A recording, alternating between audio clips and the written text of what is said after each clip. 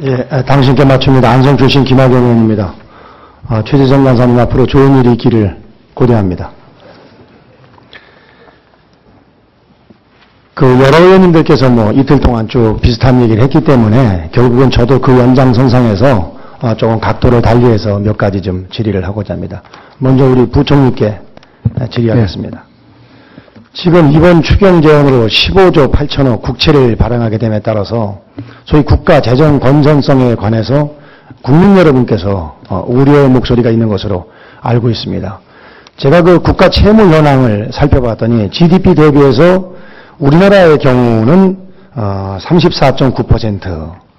그런데 깜짝 놀라는 것이 미국의 경우에는 100%가 넘고 일본의 경우는 200%가 넘고 있습니다. 그럼에도 불구하고 이 재정 건전성을 우려하는 이유가 뭐라고 생각하시는지 부총리께서 말씀해 주시기 바랍니다. 상대적으로 우리나라의 그 재정의 건전성과 OECD 국가에 비해서 현재는 상당히 양호한 편이지만 앞으로는 다 잘 아시다시피 노령화라든지 또는 더 앞으로 있을 우리가 통일이라든지 이런 걸 고려한다면 우선 재정이 건전화되어야 된다는 이의가 없고요. 두 번째는 저희가 두 번에 걸친 위기에도 경험을 했듯이 이런 위기 상황을 극복할 수 있는 하나의 마중물 역할을 결국 재정이 담당을 해야 됩니다. 그래서 재정은 상당히 건실하게 운영을 해야 되고 또 세 번째는 재정이 건실하지 않으면 민간 경제와의 일종의 구축 효과 때문에 민간 경제에도 투자라든지 여러 가지 영향을 주기 때문에 그런 세 가지 측면에서 재정의 건전성은 반드시 지켜져야 된다고 생각하고 있습니다. 네, 부총리님이 말씀하신 그런 원론적인 것도 이유가 있겠습니다만 직접적인 이유는 이 국가 채무 증가 속도에 있다고 저는 생각이 됩니다. 우리나라 국가 채무가 외환위기 직후인 1998년에는 18%에 불과했으나 2012년에 4.5배로 급증을 했습니다. 이 증가 속도가 12.3%. 이 OECD 국가 평균 실내지 8%보다 빠르게 증가하고 때문이라고 생각이 됩니다. 그런데도 불구하고 좀 전에 우리 이상규 의원님께서도 지적이 있었습니다만은 너무 향후 경제 전망을 낙관적으로 보는 게 아니냐 그런 우려를 갖지 않을 수가 없습니다. 예를 들면 내년도에 금년도에 국가 채무가 늘었다가 내년서부터는 다시 하향 곡선을 그릴 것이다. 이렇게 예측을 하고 있는데 그 예측 근거가 되고 있는 소위 그 경상 성장률 이것이 과연 7.8%가 정상적으로 달성될 것이냐. 또 이것이 관건이라고 저는 생각이 됩니다. 그래서 이번에도 사실은 경기 예측을 잘못해서 6개월 만에 경제 성장률을 4%에서 2.3%로 하향 조정하면서 이 정부에 대한 신뢰성이 상당히 지금 떨어졌는데 앞으로 향후 예측은 보다 좀 신중하고 또 현실적으로 해야 될 것이 아니냐 이런 생각을 갖고 있는데 우리 부총리님 견해를 밝혀주시기 바랍니다. 경제 예측을 정말로 정확하게 전망해야 된다는 점에 대해서는 앞서 총리님께서도 송구스럽다는 말씀을 드렸습니다. 다만 여러분께서 경제 전망에 대한 말씀을 하셔서 이런 송구스럽다는 말씀을 전제로 세 가지만 좀 말씀드리면 첫째로 이 어느 나라의 경우에 막론하고 지금 경제 예측하는 사람이 굉장히 어려움을 겪고 있습니다. 하나는 이 정책 효과가 굉장히 불확실해졌습니다. 예전에 비해서. 그러니까 과거에 썼던 통화정책 이런 것이 제대로 잘 나타나지 않는 측면이 있고요. 두 번째는 정책을 한 것이 제대로 집행이 안 되고 있습니다. 그게 바로 대표적인 게 유럽인데요. 그러니까 정책이 제대로 집행된다는 전자에서 전망을 했는데 전망이 틀리는 거죠. 세 번째는 바로 예측자의 어떤 의미에서는 능력의 한계 이런 것이다.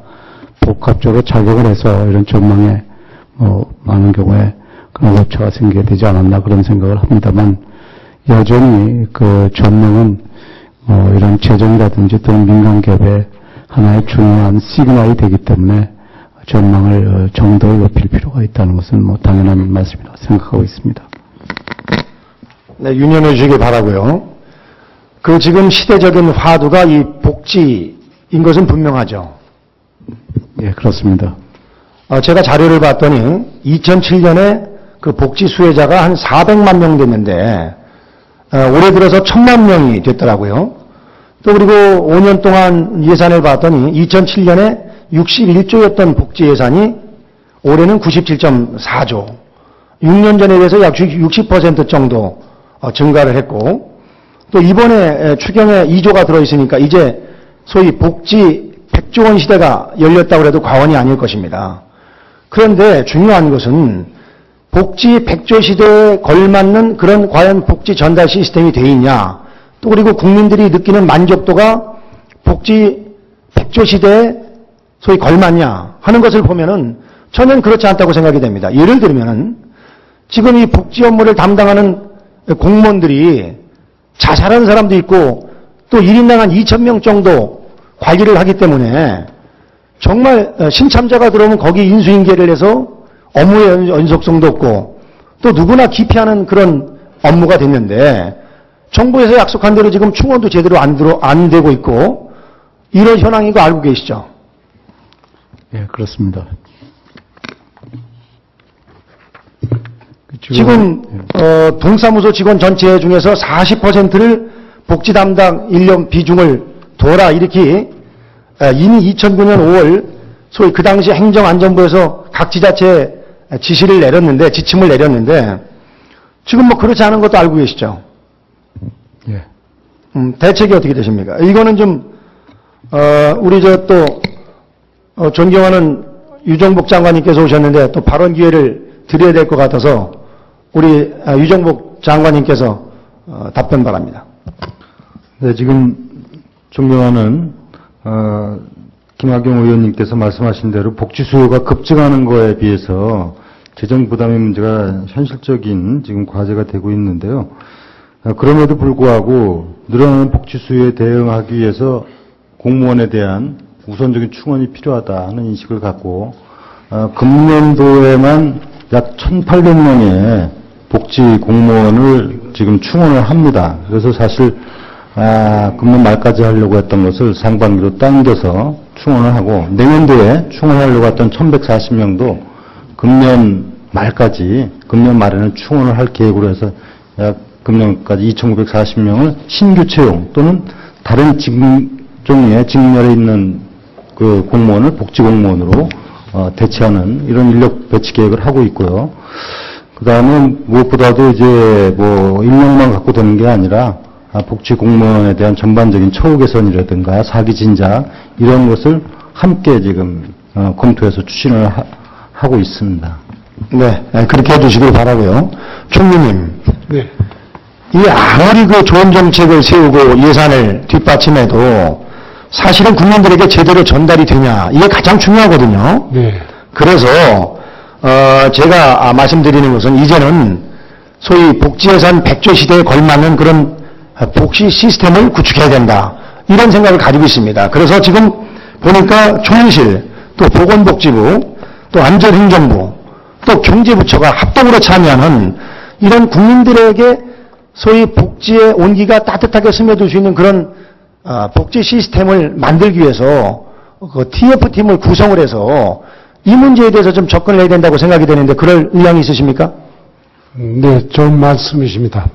저희가 여기에 관심이 많아서 서대문에 있는 허브 복지의 선도직이라고 하는 데를 가봤습니다.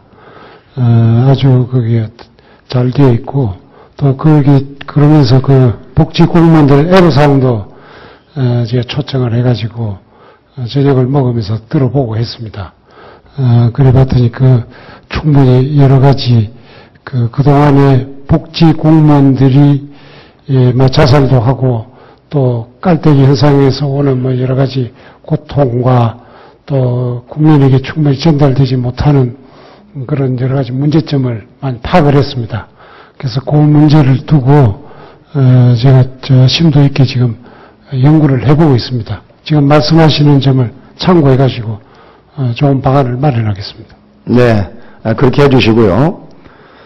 이번 추경안을 봤더니 10개 부처 43개 세부 사업이 이 지방비와 매칭되는 그 소위 보조 사업입니다. 한 가지 걱정되는 것이 뭐 다 알고 계시는 거지만 이 복지 정책과 수요가 확대되면서 이 국고와 지방비가 매칭되는 사업이 늘어나고 있는데 이로 인해서 그 지자체들이 재정 부담에 가지고 또 압박받고 있는 거 우리 부총리님 잘 알고 계시죠? 예. 뭐 이번에 취득세 감면 연장에 따른 지방세수 감소분 1조 원을 지원하기로 했지만은 이것은 뭐 단기적인 처방이지 근본적인 대책은 될 수 없다고 저는 생각이 됩니다. 예를 들면 우리가 법안을 낼 때 예산 부수 법안에 대해서는 예산 추계를 지금 해서 보고하지 않습니까? 그런 경우에도 우리 국회도 이제는 구체적으로 지방비가 얼마고 또 국비가 얼마 드는지를 거기에 표기할 필요성이 있다고 보고 앞으로 이제는 기재부에서도 이런 그 부수 예산을 시행할 때는 실질적으로다가 지방정부에 얼마나 부담이 되고 그것이 어떻게 해결 방안이 있는지를 종합적으로 검토해서 할 필요성이 있다고 생각이 되거든요. 어떻게 생각하십니까? 예, 아주 좀 제일 중요한 지적을 하신 것 같습니다. 앞으로 향후 복지 수요라든지 또는 중앙과 지방과의 기능 분화 또 분담 등 여러 가지 중앙과 지방 간의 재원 배분의 문제가 있을 것으로 생각됩니다. 그런 의미에서 지금 제안하신 좋은 제안을 저희가 검토하도록 하겠습니다. 이 지방 재정이 악화가 되면 결국은 국가 정책의 시행 중단으로 나타날 수 있다고 저는 생각이 됩니다. 이 점 유념해서 좀 조속히 대책을 수립해 주시기 바랍니다.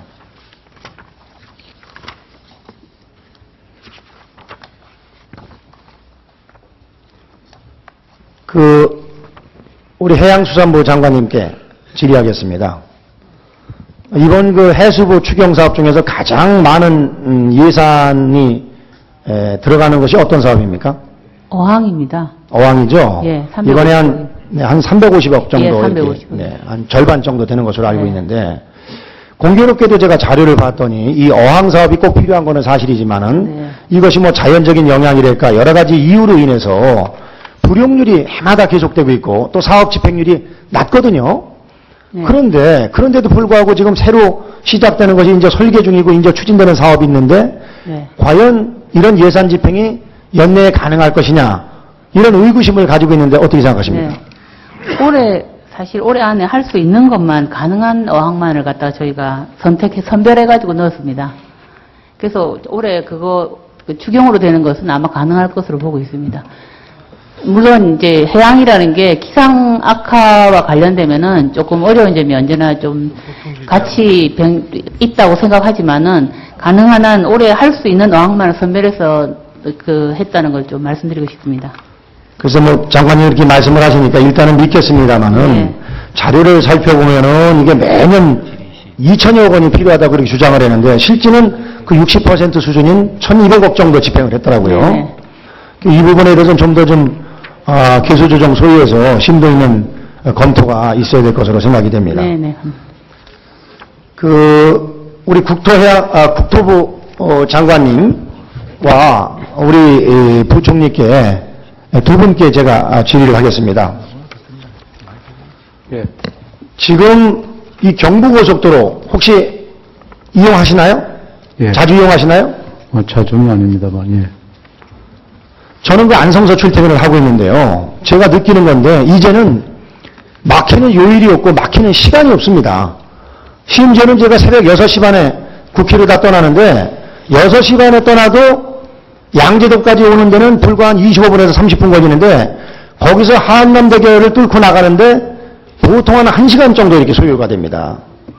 이게 대단히 심각한 문제이기 때문에 정부에서 이미 인식을 하고서 2009년도에 제2경부고속도로에 대한 예타도 다 끝냈고 사업 준비를 다 했는데 아직 시행을 못하고 있는 그런 입장입니다. 이거 알고 계시죠? 예. 이거 해야 되지 않겠습니까, 부총리님? 현재 이게 상당히 대규모 투자인 만큼 투자 여건 이런 것 또 유사 목적한 다른 민자 고속도로 이런 것도 있습니다만 지금 의원님 지적대로 한번 저희가 심도 있게 검토를 해보도록 하겠습니다. 이게 이미 그 예타가 지금 1.28로 나왔고 또 서울과 가까운 일부 기관은 그 BC 분석이 1.76이나 나왔습니다. 사업성도 있고 국토부 장관님, 제가 듣기 있기로는 심지어는 도로공사 입장에서는 정부에서 예산 안 돼도 좋으니까 제발 우리가 사업하게 해달라. 이렇게 하고 있는 것으로 알고 있거든요. 국토부에서 의지가 있는 겁니까? 없는 겁니까? 요거는요, 도로공사가 혼자 하겠다고 해서 할 수 있는 건 아니고요. 방금 부총리께서 말씀하신 것처럼 이 사업 규모가 6조 8천억입니다. 굉장히 큰 사업이기 때문에 저희들이 지금 말씀하신 대로 BC가 잘 나온 것도 사실이고 제2경부고속도로라고 하는 것이 동탄 투나 세종시를 생각을 하면 필요성이 인정된다는 것도 사실입니다. 그렇지만은 이게 워낙 사업 규모가 크기 때문에 이거를 어떻게든 단계적으로 할 수 있는 방안은 없는지, 그리고 지금 잠깐 언급하셨습니다만 이게 워낙에 이제 BC가 괜찮기 때문에 민간 쪽으로 일부 할 수 있는 부분은 없는지를 여러 가지로 다각도로 지금 검토하고 있는 상황이긴 합니다만은 아무튼 재정당국하고 협의를 해서 조속히 추진할 수 있도록 하겠습니다. 이게 사업비가 2009년도에 5조 7천억이었는데 지금 3년 동안에 6조 3천억으로 늘어났습니다. 정부가 하려고 의지를 가지고 계획을 세웠으면 밀어붙여야지. 이것을 뜨뜻미지근하게 해가지고서 결국은 시간만 보내가지고 나라 돈만 더 낭비되는 그런 일이 없도록 지금 국토부 장관님 말씀하신 것처럼 전 예산이 다 힘들다고 하면은 가장 시급한 우선 서울서부터 용인 구간이라도 먼저 시작을 하는 것이 좀 필요하다고 생각이 됩니다. 우리 부총리께서 좀 견해를 밝혀주시기 바랍니다. 여러 가지 나름대로 또 재정의 여건이라든지 이런 것을 저희도 고려하겠지만 지금 중간에 김영현 의원의 또 지적하는 점도 중요한 점인 만큼 저희가 적극 검토를 한번 해보겠습니다. 네, 그렇게 좀 해주시고요. 끝으로 한 가지만 더 좀 질의하겠습니다. 우리 부총리께 질의하겠습니다. 지금 이 엔저에 관해서 여러 의원님들께서도 걱정을 하셨습니다만은 이 엔저가 미치는 소위 영향을 받는 사업들이 대한민국과 주력 사업입니다. 알고 계시죠? 네, 그렇습니다. 철강, 석유화, 기계, IT, 자동차, 가전. 근데 이 환율과 관련된 영향은 바로 나타나지 않고 통상 3개월에서 6개월 사이부터 시작이 됩니다. 지금 여러 가지 측면에서 이게 좀 더 심도 있게 우리가 대책을 세워야 되는데 지난 4월 1일 날 정책은 미흡하다. 저는 이렇게 생각을 하거든요. 어떻게 생각하십니까? 예, 여러 가지 대책을 고려를 하고 있습니다. 그런데 대책이 다 그렇지만 단기적인 대책도 있고 또 중장기적인 좀 구조적인 대책도 저희는 고려를 해야 된다고 봅니다. 그래서 단기적인 대책으로 금융이라든지 또는 보험이라든지 또는 해외 시장을 개척할 때 지원한다든지 이런 대책을 취했습니다만 보다 근본적으로는 결국은 앞으로 향후에 있을 일본과의 경쟁에 대비해서 어떤 구조적인 경쟁력을 갖추는 그런 정책을 우리가 함께 병행을 하는 것이 중요하다 저는 그렇게 생각하고 있습니다. 네, 어려운 국가 경제 위기를 극복하는데 우리 국회와 행정부가 함께 노력해 주시기를 부탁을 드리겠습니다. 이상입니다.